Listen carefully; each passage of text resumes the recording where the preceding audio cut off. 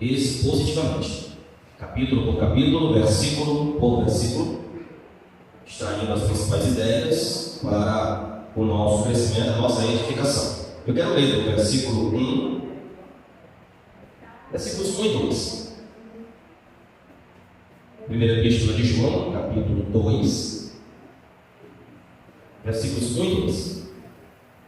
Já estivemos estudando todo o capítulo 1 e hoje, com a graça de Deus, estamos aqui diante da oportunidade para estudar o capítulo 2. Quem encontrou, diga amém. Amém. Meus filhinhos, escrevo-lhes estas coisas para que vocês não pequem. Se, porém, alguém pecar, temos um intercessor junto ao Pai, Jesus Cristo, o justo. Ele é a propiciação pelos nossos pecados, e não somente pelos nossos, mas também pelos pecados de todo o mundo. Amém. É o versículo número 2. Permaneça com a sua Bíblia aberta, porque nós vamos estar a partir de agora estudando todo o capítulo 2. Você lembra os que participaram da primeira parte deste estudo? Que mencionamos aqui algumas verdades interessantes da palavra de Deus em relação ao capítulo 1.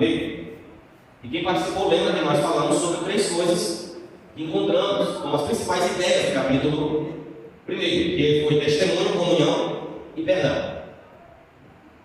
Seguindo o estudo, chegando ao capítulo 2, nós vamos nos deparar agora com algumas outras informações. É claro, você sabe que toda epístola ela é um conjunto de conselhos, instruções, ensinos do apóstolo.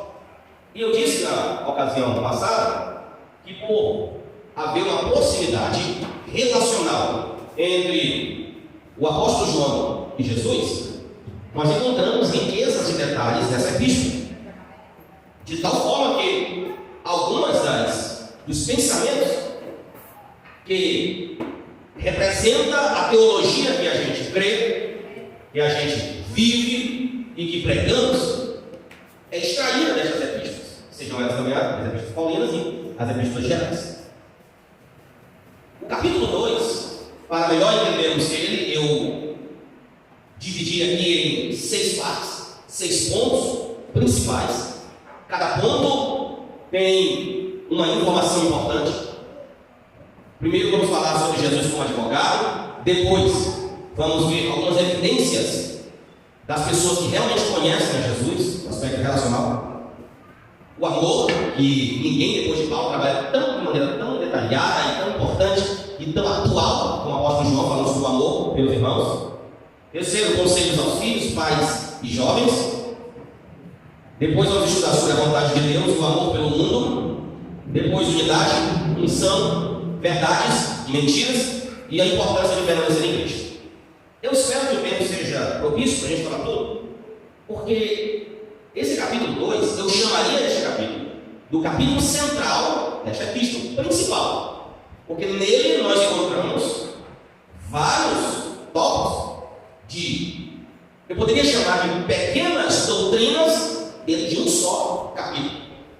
A riqueza de informações deste capítulo vai além do que temos à nossa disposição com o tempo para podermos fazer a exposição. Mas em alguns eu vou dar uma acelerada, em outros eu vou focar mais naquilo que o Espírito Santo comunica ao meu coração que seja necessário evidenciar. Nós vamos fazer assim. Mas vejam, o capítulo 2 começa o apóstolo João trazendo a nós o que eu chamaria de uma das principais válvulas de escape para homens e mulheres pecadores. Para mim, para você, para todos nós.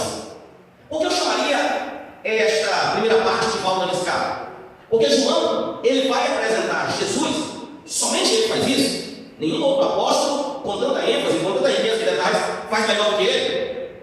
Ele vai apresentar a Jesus como advogado. A versão que eu estou utilizando, apareceu o termo intercessor, mas o que fica mais aproximado do original, da proposta, da ideia de João, é a palavra advogado, ou aquele que vai lhe defender diante de uma culpa que possa haver na sua vida e na minha vida. Então o que ele diz? Versículo 1: Filhinhos, eu vos escrevo estas coisas, e ele dá uma advertência para que vocês não pequem. Essa advertência é importante, porque vivemos em um tempo em que as pessoas estão abrindo exceções para o pecado, fazendo concessões com o pecado, tentando maquiar o pecado e torná-lo agradável. Isso é muito perceptível quando você faz uma análise das ideologias que estão em evidência hoje, ideologias mudantes. A expressão nada a ver nunca ganhou tanta força como no nosso século. Tudo para as pessoas, elas se escondem desta declaração. Não tem nada a ver. Qualquer coisa que a Bíblia chama de pecado, pela relativização, ou seja, aquilo que você talvez ache que é pecado, talvez eu não ache que é pecado, mas no fim de tudo, pelo crivo da palavra, é pecado. Então a relativização do pecado no coração do homem, escute isso, ela não interfere no poder da palavra de Deus. Bendito seja o nome do Senhor. Pastor, explica melhor. Se a gente acha que é pecado, ou alguém acha que não é pecado, uma determinada prática, se a Bíblia diz que é pecado, ponto final. Por que isso é importante saber? Porque João está sendo usado por Deus para dizer: filhos, não é para pecar. A ordem é não pecar. Tem outro detalhe que hoje a teologia chama de graça banalizada. Pastor, o que é a graça banalizada? É alguém pensar: eu posso pecar à vontade, porque toda vez que eu pecar, Deus está aí para me perdoar. Isso é uma graça banalizada. Paulo vai falar sobre isso em Romanos capítulo 7, não vou entrar em detalhes. Porque alguém diz: não, o senso de impunidade que existe na ótica humana, ela abre uma margem para as pessoas fazerem o que ela quiser. Como assim, pastor? Alguém erra e não tem punição. Alguém peca e não tem uma punição aparente. Alguém continua no erro e não tem nada que aconteça, como a gente chama de alguém está pagando o preço por aquilo que fez. Então, como isso não acontece com muita frequência, às vezes de maneira até esporádica, então o que as pessoas fazem? Pecam e erram. Continuam pecando, continuam errando. Mas a ordem bíblica para a igreja de Cristo é: filhos, não pequeis. Bendito seja o nome do Senhor. Isso aqui, irmãos, é uma advertência que está em teor de afirmação. Não é como eu chamaria, algo que você vai escolher. Se acha que, não, isso aqui para mim é muito relativo. Não, aqui não há negociação. Não há negociadas com o pecado. O apóstolo João, ele vai começar a dizer que para os que são de Cristo, você vai entender no final desse estudo, a ordem é não pecar. Porém, você sabe que eu e você somos falhos, fadados a erros, temos limitações, fragilidades. Nós somos homens e mulheres espirituais, mas ainda há dentro de nós a natureza pecaminosa, ou seja, mesmo desejando ser santo, vez por outra, o coração da gente dá uma inclinada para o pecado, para a carnalidade, para o organismo. É o assim, ó. Todos nós acontece isso. Não há nenhuma exceção. Eu sou um homem espiritual, você é uma mulher espiritual, somos uma igreja espiritual, amém. Mas só permanecemos na espiritualidade se não abrirmos concessões com o pecado. Só permanecemos espirituais se nós não abrirmos mão dos princípios da palavra de Deus. Bendito seja o nome do Senhor. Aí, como erramos, somos falhos, aí João diz assim: mas se alguém pecar, agora presta atenção no que eu vou dizer aqui. Esse se alguém pecar não é uma abertura para, grave isso aqui, para viver o pecado. Não, é muito diferente disso. O que ele está dizendo é: se porventura houver tropeços, não alguém que esteja escravo. Quem entendeu, diga amém. Então ele pode dizer assim: mas ele está dizendo, se alguém pecar, então eu não posso dar uma pecadinha ali, depois eu volto de novo. Não é isso, não. Isso se chama graça banalizada. O que ele está dizendo é: filhinhos, a ordem é não peque. Mas se porventura alguém tropeçar, vocês têm um advogado junto ao Pai, Jesus Cristo, justo. Bendito seja o nome do Senhor. Aí ele diz, versículo 2: esse advogado, Jesus, ele diz, é a propiciação pelos nossos pecados. Ou seja, ele entregou a si mesmo para poder retirar de nós. Olha, presta atenção agora, olha o segredo aqui, um detalhe. Jesus é a propiciação dos nossos pecados, porque ele morreu por nós para eliminar a culpa da consciência e não alimentar a prática do pecado. Quem entendeu, diga amém. Isso não há nenhuma exceção. Aqui não existe exceções, viu? Aqui é seres humanos, somos pecadores, mas que a ordem para nós é não pecar. Se porventura houver tropeços, nós temos um advogado junto ao Pai, Jesus Cristo, o justo. Ele diz: que ele é a propiciação dos nossos pecados, não apenas pelos nossos, mas também de todo mundo. Ele está falando da particularidade, da ação do sacrifício de Jesus, mas ele também está falando da amplitude. Ou seja, alcança uma pessoa, alcança uma igreja. Quem entendeu, diga glória a Deus. A partir do versículo 3, acompanha a sua Bíblia. Do versículo 3 ao versículo 6. Versículo 1 e 2, ele apresenta Jesus como advogado. Você vai entender porque ele começa a falar dessa maneira. Você vai entender. Porque a Bíblia interpreta a Bíblia. Então vamos seguindo. Do versículo 3 ao 6, ele vai falar a respeito do conhecimento de Jesus. E aí ele vai falar algo intrigante. Quero que você leia comigo? Eu não vou ler todos, vou ler alguns. Deixa eu ver se dá para a gente ler logo aqui. Vou ler bem rápido. Sabemos que o conhecemos, e aqui é uma das partes mais fortes. O versículo 3 e o versículo 6 são os versículos chaves. Eu vou ler só as coisas. Versículo 3. Sabemos que o conhecemos. Conhecemos quem? O advogado, Jesus. Sabemos que o conhecemos se fizermos o que, irmãos? Se obedecermos os seus mandamentos.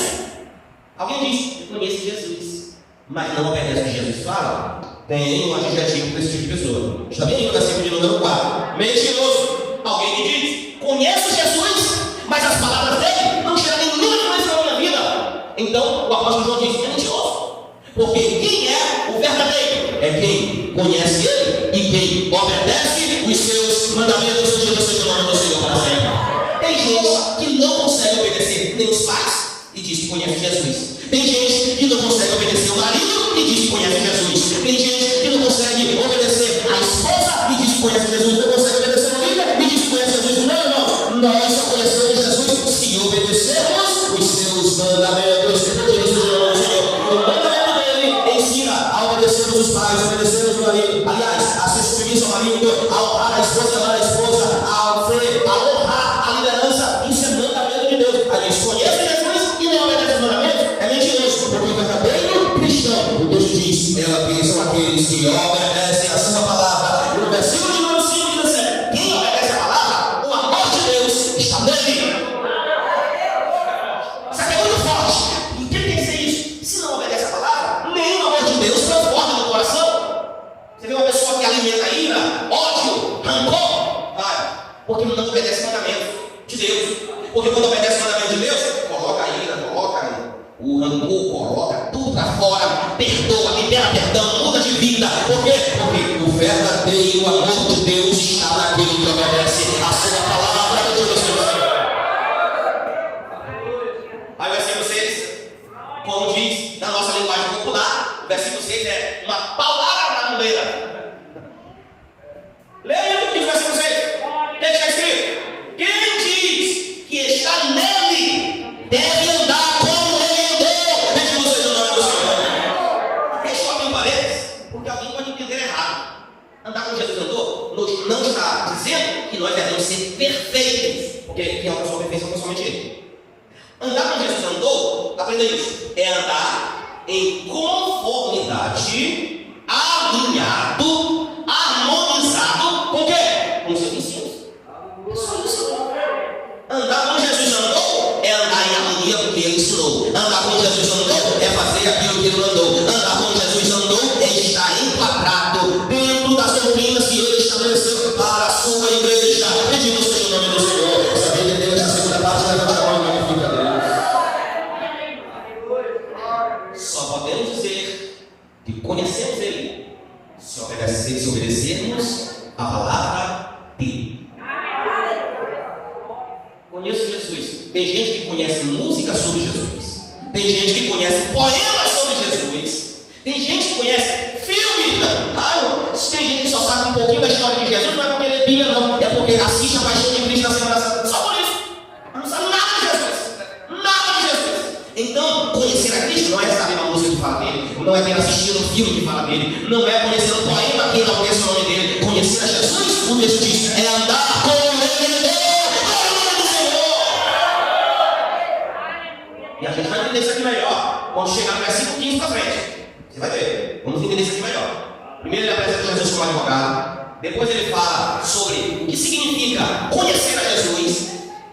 Veja que essa Bíblia, ela é muito cristocêntrica. Jesus como advogado, Jesus como modelo de comportamento. Sim ou não? Então vamos para frente. A partir do versículo 7 Alguns, ele vai falar sobre o amor. E aqui o amor que ele vai falar não é aquele amor que o cantor Roberto Carlos canta nas suas músicas, que é o amor melancólico. Não é aquele amor que tem gente que ouve a música dele. Você arranja um beijo com aquela música velha. Pode dele. Presta pra lá. E aqui vai falar do amor verdadeiramente. Como Deus quer que a gente compreenda. Vamos aprender? Versículo 7 a 11. Vou ler. Amados, não lhes escrevo um mandamento novo, não tem nada novo, mas um mandamento antigo, que vocês têm desde o princípio, a mensagem que ouviram. No entanto, o que lhes escrevo é um mandamento novo, o qual é verdadeiro nele em vocês, pois as trevas então estão se dissipando e já brilha a verdadeira luz. Quem afirma estar na luz, mas odeia seu irmão, continua nas trevas. Quem ama seu irmão permanece na luz e permanece nele. Não há causa de tropeço, mas quem odeia seu irmão está nas trevas e anda nas trevas, não sabe para onde vai, porque as trevas o secaram. Ai, Jesus. Meu Deus. Aqui fala de amor e ódio. Amor e ódio. Por quê? Pelo irmão. E aí, irmãos, é que nós vamos saber se de fato, como vejam, os versículos são uma subsequência de ideias. Vamos saber se nós estamos nele. Ele diz: quem está nele deve andar como ele andou. Aí ele vai agora partir do teórico para o prático. Quem está nele deve andar como ele andou. Agora, quem anda como ele andou deve amar quem ele ama. Quem entendeu de agora é Deus? Palavra extraordinária, irmãos.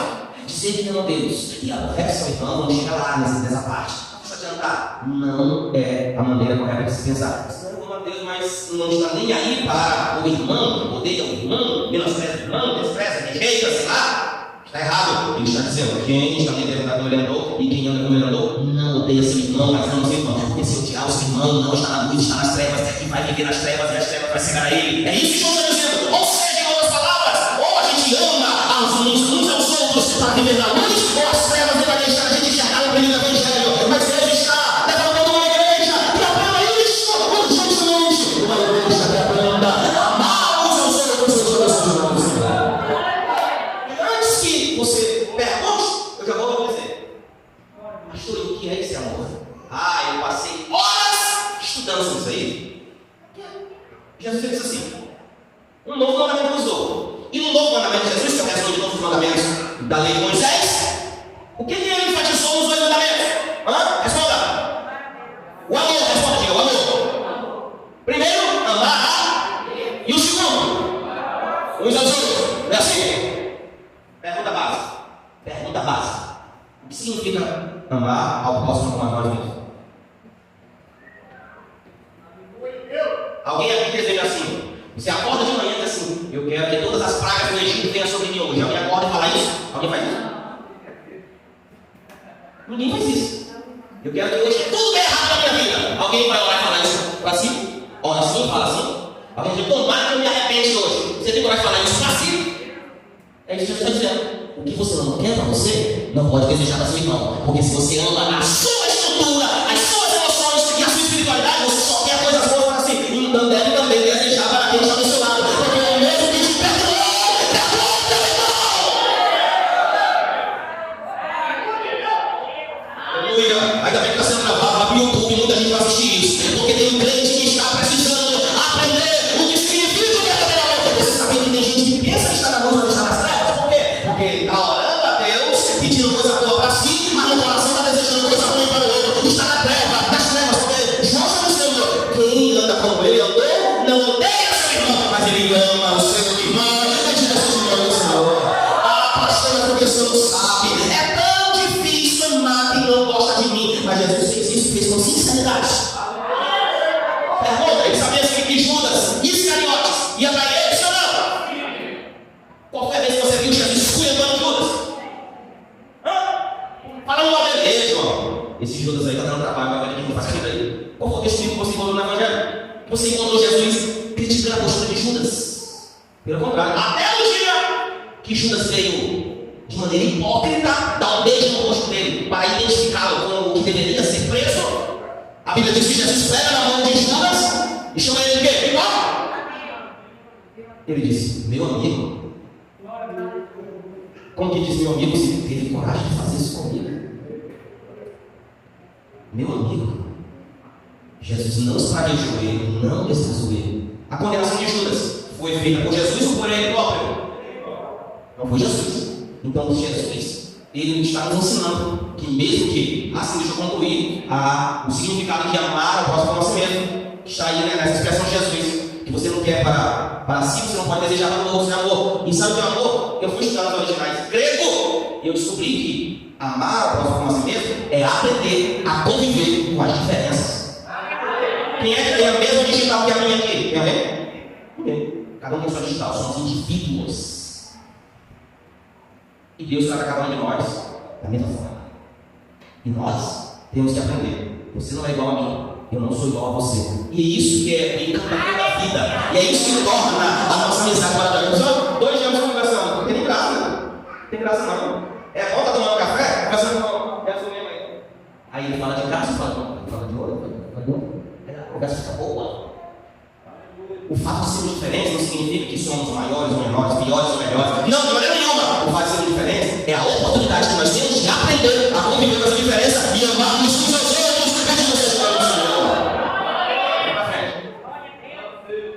No versículo 12 ao 14, Bíblia aberta. Ele vai falar de conselhos. E aqui tem conselhos para os filhos, os pais e os jovens. Quem dera que tivesse mais, uma quantidade maior de filhos, pais e jovens nesta noite. Tem conselho de Deus. O que ele vai dizer? Você conhece o texto? Vamos só ler e fazer um breve comentário. Filhos, eu lhes escrevo porque os seus pecados foram perdoados. Versículo 12. Graças ao nome de Jesus. Pais, eu lhes escrevo porque vocês conhecem aquele que é desde o princípio. Jovens, eu lhes escrevo porque venceram o maligno. Filhinhos, eu lhes escrevi porque vocês conhecem o Pai. Pais, eu lhes escrevi porque vocês conhecem aquele que é desde o princípio. Jovens, eu lhes escrevi porque vocês são fortes. E em vocês a palavra de Deus permanece. E vocês venceram o maligno. Bendito seja o Senhor. Escute, eu vou dizer que o diabo está querendo dizer para a nossa juventude que eles são fracos. O diabo está querendo dizer aos nossos adolescentes que eles não valem nada, que não prestam para nada. O diabo está querendo colocar na mente das nossas crianças que elas não terão um futuro promissor. Mas a palavra de Deus é extraordinária. Está dizendo os filhos, os pais, os jovens, eles são fortes porque conhecem a palavra de Deus. Precisamos conhecer mais a palavra. Precisamos. A nossa geração, muitas oportunidades que tem de ministrar em congressos, festas e outros trabalhos de jovens entendidos. Tenho profetizado para a nossa geração. A nossa geração não está precisando de mais dinheiro. A nossa geração não está precisando de fama. A nossa geração não está precisando de status. A nossa geração não está precisando de mais recursos tecnológicos. Tem mundo e está fazendo isso perder. A nossa geração está precisando da palavra de Deus. Alguns estão sendo destruídos porque não tem mais palavra na vida. Pergunte para a nossa geração. Aí eu vou mais além. Agora vai doer o que eu vou dizer. Muitos dos nossos não têm palavra porque os seus pais também não têm palavra. Vai transmitir o quê? Vai ensinar o quê? Aí a gente não tem palavra e não ensina, não tem influência espiritual, não influencia. Aí o mundo ensina, o mundo influencia, derruba os nossos filhos, mas em nome de Jesus, vamos falar essa palavra, vamos falar essa palavra, vamos estar mais conhecimento da palavra. Porque eu deixo dizer que jovem é forte, porque tem palavra. Se não estiver fraco, precisamos de palavra. Precisamos da palavra. Versículo 15. Agora você vai entender. Mais ainda, por que João apresenta Jesus como advogado, por obsessão sobre os pecados, quem conhece ele, deve dar um vereador, ele vai distinguindo aí, vai aprofundando e levando para o lado mais prático possível. E do versículo 15 ao versículo 17, ele vai falar sobre um dualismo que existe hoje. Preste atenção no que eu vou dizer aqui. Existe um dualismo hoje, presente dentro e fora das igrejas. Se a gente não entende isso, não vamos saber lidar com isso. E se não soubermos lidar com isso, vamos fracassar. Pastor, que dualismo é esse? O apóstolo João vai falar sobre a vontade de Deus e o amor pelo mundo. Olha o que eu digo, versículo 15 a 17. Conhece disso, irmãos? Não ameis o mundo, nem o que no mundo há. Se alguém ama o mundo, o amor do Pai não está nele. Pois tudo que há no mundo, a cobiça da carne, a cobiça dos olhos, a ostentação dos bens, não provém do Pai, mas diz também, mas aquele que faz a vontade de Deus permanece para sempre. 3 coisas. Ele fala, cobiça da carne. Qual é a outra versão que diz? Concupiscência dos olhos, é isso? É isso? Concupiscência dos olhos, é isso? Concupiscência da carne, é isso? É a soberba da vida. Isso está no bojo deste mundanismo maligno, destruidor, desonesto, desumano. Não sei se você já teve a sensibilidade que eu estudei nesses últimos dias. João está falando de concupiscência dos olhos, ou seja, aquilo que seduz, ou alguém que é seduzido por aquilo que vê. É isso que está dizendo. Você já percebeu que no tempo presente, o que mais está sendo explorado é a imagem das pessoas? Percebe? Tem gente que usa as redes sociais não para interagir com outras pessoas, mas para expor a sua imagem. Mulheres que, a troco de centavos, vão para a frente de uma câmera, tiram praticamente toda a sua roupa e mostram o seu corpo, sensualizam, alimentam a lascívia. E o detalhe não é que mostra, o problema é quem vê, que é a destruição. João está dizendo, concupiscência dos olhos. Porque o homem, ele é visual, mas a mulher é sensitiva, cognitiva. O homem pelo que vê, a mulher pelo que sente. E o texto diz, concupiscência dos olhos e concupiscência da carne. Ou seja, ninguém fica de fora. Ele está falando dos dois dilemas da natureza pecaminosa do homem. O homem atraído pelo que vê, e da mulher por aquilo que sente. Ele está dizendo, e isso faz parte do mundo. Mas não é somente isso, soberba da vida. Pessoas que vivem escravizadas pela ostentação. O que tem é mais importante do que aquilo que ele é. E essa não é a proposta de Cristo. A proposta de Cristo é saber se eu e você somos servos, somos discípulos, somos fiéis, somos verdadeiros, somos autênticos, somos santos e não aquilo que temos. Porque a proposta do reino de Deus não é aquilo que temos, é aquilo que somos. Por isso ele diz: o Pai, o amor do Pai não está no mundo. Por isso nós temos que fugir do mundo, não uma fuga de medo, mas uma fuga que nos arremete para os braços do nosso Deus, para vivermos a sua vontade. Bendito seja o nome do Senhor. Vontade de Deus ou amor do mundo? Quem não tem palavra de Deus, escute isso. A inclinação será mais para as coisas do mundo. Porque tudo que se apresentar será uma bandeja florida. Agora, quem faz a vontade de Deus, olha para cá, você dá glória. Quem faz a vontade de Deus está envolvido com o reino de Deus. Quem faz a vontade de Deus está vivendo a palavra de Deus. Quem faz a vontade de Deus, ele aborrece o mundo e abraça a santidade de Deus. Aleluia! A gente precisa parar de ficar iludido pelas coisas do mundo e precisamos estar com a nossa expectativa pautada na palavra de Deus. Seja santos, porque o nosso Deus é santo. O que a palavra está dizendo para mim? Sai do mundo, abraça o Evangelho. O que a palavra está dizendo para mim? Esteja preparado, porque a promessa vai soar. O que a palavra está dizendo para mim? Que eu posso não ter uma casa que eu quero aqui na terra, mas eu tenho uma unção e recebo na eternidade.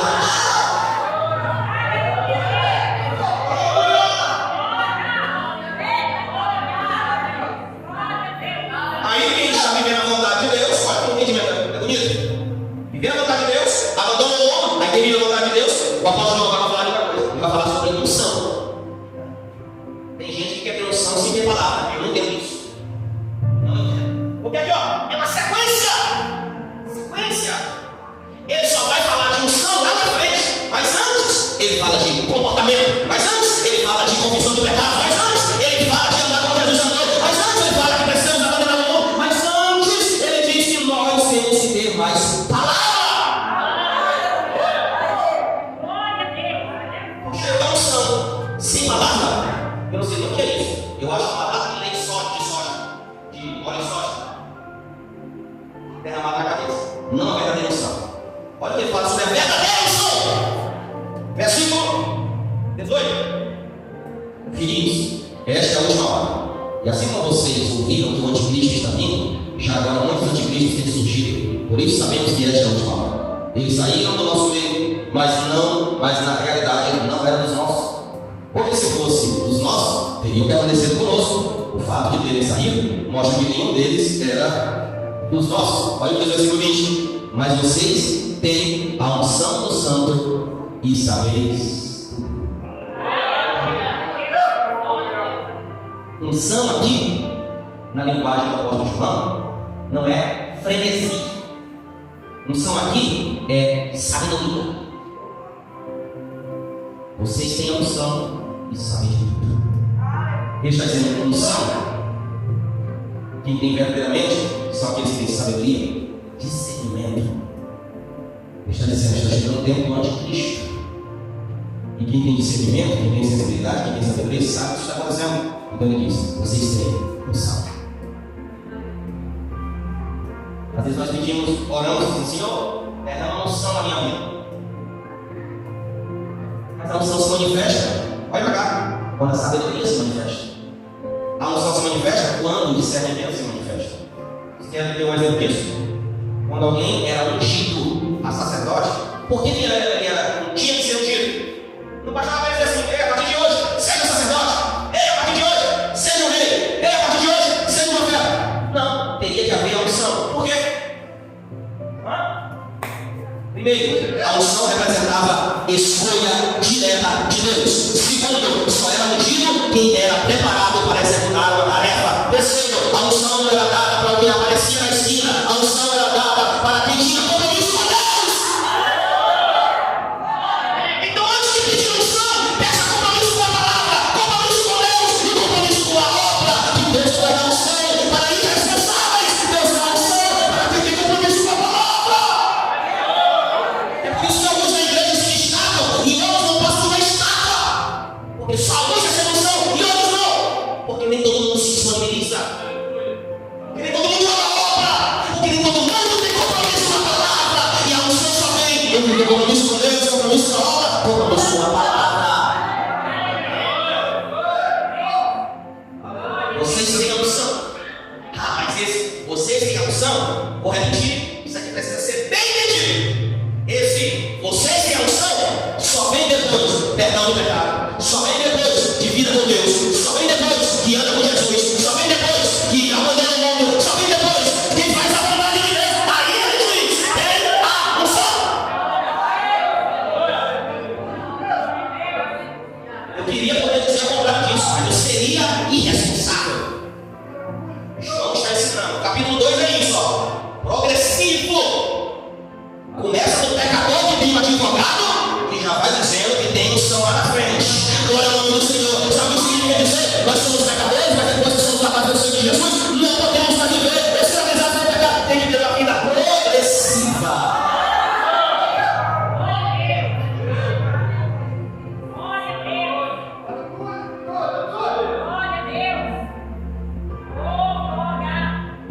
Vocês têm a unção. Saber isso. Crente que está na igreja não sabe de nada, já perdeu a unção para Cristo. A obra está fluindo e não sabe de nada. A obra está crescendo e não sabe de nada. Jesus está salvando e não sabe de nada. Tem gente se reconciliando e não sabe de nada. Deus está fazendo uma grande obra e está dizendo assim, não estou vendo nada acontecendo. É porque perdeu a unção para Cristo. Porque quem tem unção tem discernimento.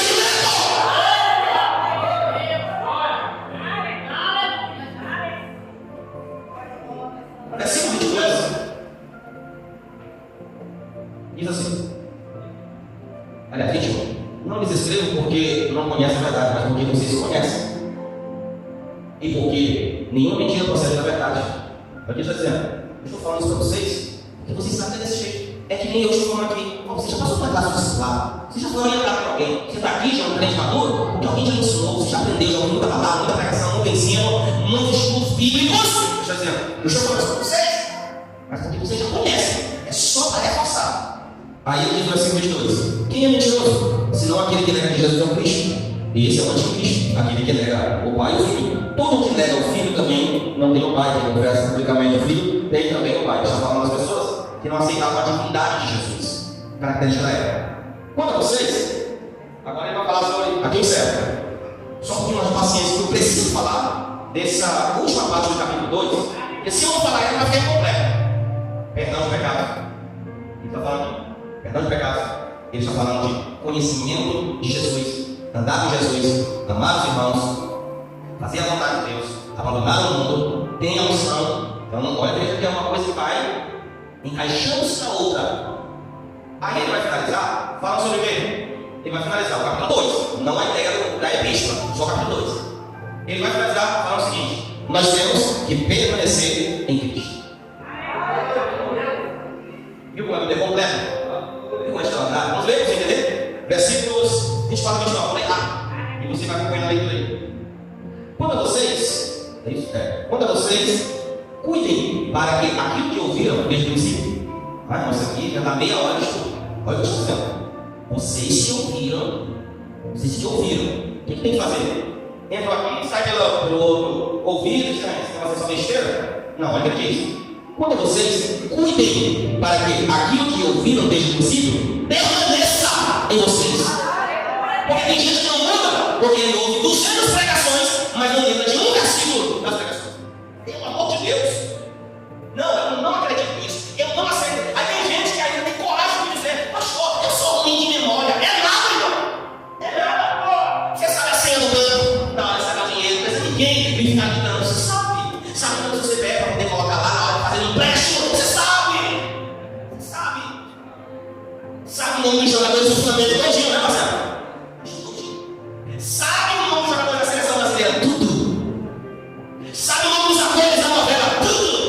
O nome artístico e o nome quando ele sai da novela. Sabe tudo. Memoriza tudo. Sabe? O capítulo 10 da novela foi extraordinário. Eu acabei de chorar assistindo aquele capítulo. Ele me emocionou. Pastor, eu sou um menino de memória, não consigo memorar texto bíblico. Eu não aceito isso, não adianta. Eu estou fazendo agora um curso de memorização. Eu já me julgo uma pessoa que tem uma boa memorização, mas eu quero ter feito mais. Eu estou fazendo um curso com o recordista brasileiro de memorização. O homem que mais memorizou palavras no Brasil, foi campeão. É um crente. É um irmão da igreja presbiteriana, que é o homem com a melhor memória do Brasil. E ele vai falar, vai ensinar as pessoas a fazer um curso com ele. Eu não sei disso. Eu não sei como é que. João está dizendo: o que vocês ouviram, cuide para ficar em vocês. Ó, impregnado, guardado. Se não deixa de vir para isso, eu estava sabendo. Sabe nada? Não sabe. Porque a gente só guarda aquilo que a gente entende que é valioso para nós. Quem é que vai na sua casa? Você deixa dinheiro em cima da mesa? Não, mas uma nota de R$200. Alguém deixa o filho. Ó, é no bolso. Tem gente que já esconde na capa do celular, com medo que a mulher, que o marido, que o filho, que alguém pega dinheiro. Por que você guarda? Porque é valioso. É ou não? Aprenda isso, nunca mais esqueça. Só guardamos porque a gente entende que é valioso para nós. Sim ou não? Documento de vacina dos seus filhos, sua identidade, seu CPF. Você deixa chegar lá, todo mundo aqui sabe onde está. Você vai perguntar: onde está seu CPF? Vamos chegar. Uma sacolinha debaixo do guarda-roupa, do guarda-roupa. Sabe? Porque é importante, é valioso. Então eu preciso ser duro nessa noite e dizer: se você não sabe um versículo, é porque para você a palavra não tem valor. Agora, quem ama a palavra, guarda no coração. João diz: o que vocês ouviram, deixa para si, guarda no coração. Essa bicha diz: eu escondi a tua palavra no meu coração. Eu disse para gente uma vez: eu escondi no coração para não levar contra ti.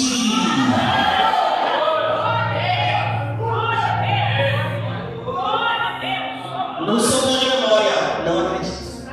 Não acredito. Provérbios 10:7. Não lembro exatamente agora. Lá diz assim: a memória do justo é abençoada. Então eu tenho orgulho de dizer: eu tenho uma boa memória.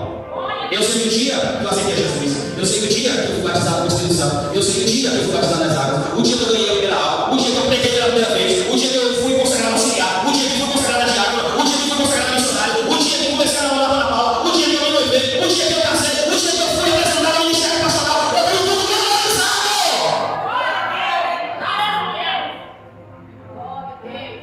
vocês aprenderam a ouvir.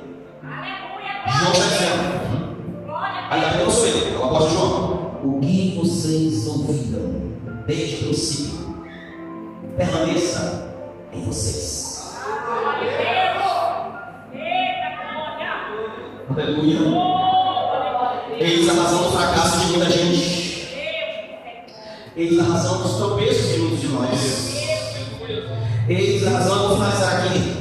Eis a razão porque muita gente não prospera. Eis a razão porque muita gente não cresce espiritualmente. Eis a razão porque muita gente não avança, não desenvolve. Fica um crente andando todo o tempo, nunca cresce do mesmo jeito. 10 anos se passaram, quem te olhou 10 anos atrás, ele olha hoje, não tem nenhuma diferença. Agora é falta de palavra. Porque, irmãos, a palavra molda a nossa vida. É possível ter contato com a palavra e permanecer do mesmo jeito. Ele diz: escreve-lhes estas coisas a respeito daqueles que os querem levar contra vocês a unção que receberam dele. Permaneçam na unção e não precisam que alguém os ensine. Como a unção que ele é recebida aqui é verdadeira e não falsa, os ensina acerca de todas as coisas. E o texto diz: permaneçam em Jesus. Bendito seja o nome do Senhor. Fique de pé comigo, em nome de Jesus. Eu finalizo com as palavras do mestre, por excelência. Porque João diz: vocês têm unção, agora tragam a palavra dele para vocês. Ele diz: permaneçam nele. Isso não te faz recordar alguma coisa? Permanecer na palavra, permanecer em Jesus. Jesus, ele diz assim: se as minhas palavras estiverem em vós e vocês estiverem em mim, pedirei tudo o que quiserdes e vos será feito. Sabe o que Jesus está dizendo? Se houver o alinhamento das palavras dele com a nossa vida e a nossa vida com os ensinos dele, isso abre um crédito no céu. Pede o que quiser, pede o que quiser e vos será concedido. Levante uma suas mãos esta noite, porque na vida da sua vida, você e eu que estamos aqui recebendo esta palavra, nós precisamos trazer a nossa